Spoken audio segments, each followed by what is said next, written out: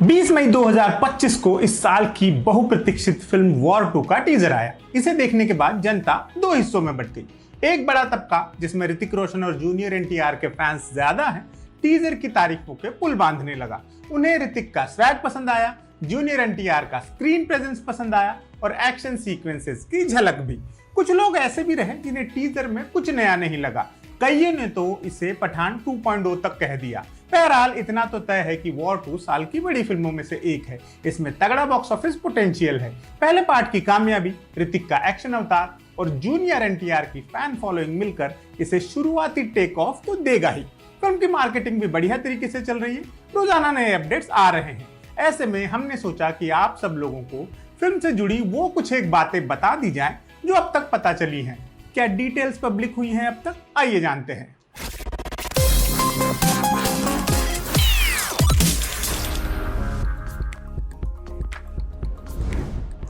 Film पर इतने सारे अपडेट्स आ रहे हैं, लेकिन इसकी कास्टिंग पर ज्यादा कुछ नहीं कहा जा रहा है। अब तक सिर्फ लीड एक्टर्स के नाम ही पब्लिक किए गए हैं। फिल्म में ऋतिक रोशन है, जो पिछली फिल्म से मेजर कबीर धालीवाल वाला कैरेक्टर रिज्यूम करेंगे। उनके अपोजिट फीमेल लीड में कियारा आडवाणी को कास्ट किया गया है। ये उनकी ऋतिक के साथ पहली फिल्म है। इसके अलावा फिल्म के मेन विलन हैं नंदमूरी तारक रामाराव जूनियर उर्फ जूनियर एनटीआर। ये उनकी पहली हिंदी फिल्म होगी। पिछले एक वीडियो में हमने ये कहा था तो किसी भाई का कमेंट आया था कि फिर आरआरआर क्या थी। तो उन भाई को और यही सवाल मन में रखने वाले बाकी तमाम दोस्तों को हम ये याद दिलाना चाहते हैं कि आरआरआर एक तेलुगु फिल्म थी जिसका आप सबने हिंदी डब्ड वर्जन देखा था। तो वॉर 2 की तरह ओरिजिनल हिंदी फिल्म नहीं थी वो। इन तीनों के अलावा कास्टिंग के बारे में और ज्यादा कुछ नहीं पता चला है। हालांकि पिछली फिल्म से आशुतोष राणा जैसे किरदार रिपीट होने की संभावना है।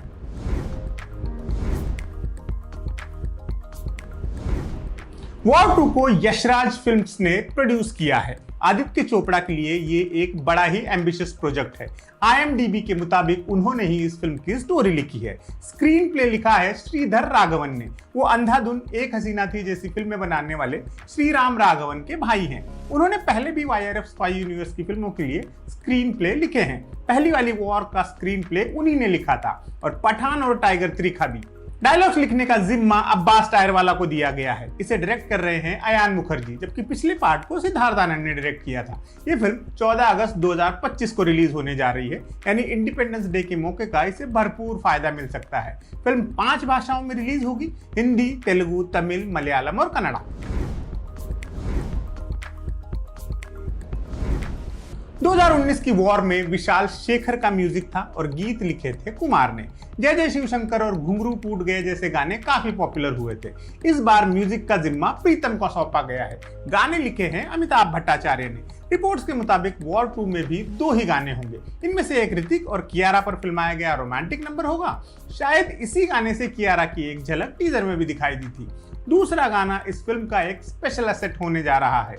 इसमें ऋतिक और जूनियर एनटीआर के बीच फेस ऑफ होगा। ये कुछ वैसा ही गाना होगा जैसा आरआरआर में नाटू नाटू था। हालांकि इस गाने की शूटिंग अभी नहीं हुई है। पिछले दिनों ऋतिक को चोट लगने की वजह से इसे पोस्टपोन कर दिया गया था। अब इसकी शूटिंग जून में होगी। पूरा गाना शूट करने में 6-7 दिन लगेंगे। सोर्सेस के मुताबिक प्रीतम ने एक धमाल गाना बनाया है। वॉर 2 को बहुत बड़े स्केल पर बनाया गया है और इसकी शूटिंग मल्टीपल लोकेशंस पर हुई है। भारत के अलावा 5 और देशों में इसे शूट किया गया है। ये 5 देश है: Spain, Italy, Abu Dhabi, Japan और रशिया। इसके अलावा मुंबई के यशराज स्टूडियो में भी इसके कुछ सीन्स शूट हुए हैं। हालांकि रिपोर्ट्स के मुताबिक ज्यादातर फिल्म रियल लोकेशंस पर ही शूट हुई है। इनके लिए 150 दिनों का आउटडोर शूटिंग शेड्यूल प्लान किया गया था।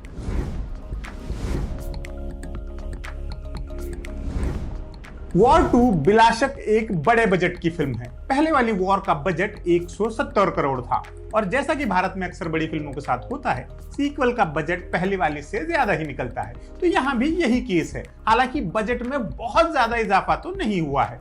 वॉर 2 का बजट है 200 करोड़ रुपए, जिसमें से लगभग आधा तो फिल्म के मेन स्टार्स ही ले गए हैं। रिपोर्ट्स के मुताबिक इस फिल्म के लिए ऋतिक रोशन को 48 करोड़ की फीस मिली है।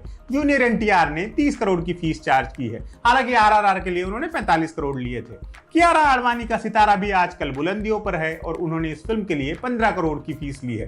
डायरेक्टर अयान मुखर्जी ने भी करारी रकम चार्ज की है। उन्हें 32 करोड़ की फीस दी गई है। यानी 200 करोड़ के बजट में से 125 करोड़ तो यही 4 लोग ले गए हैं।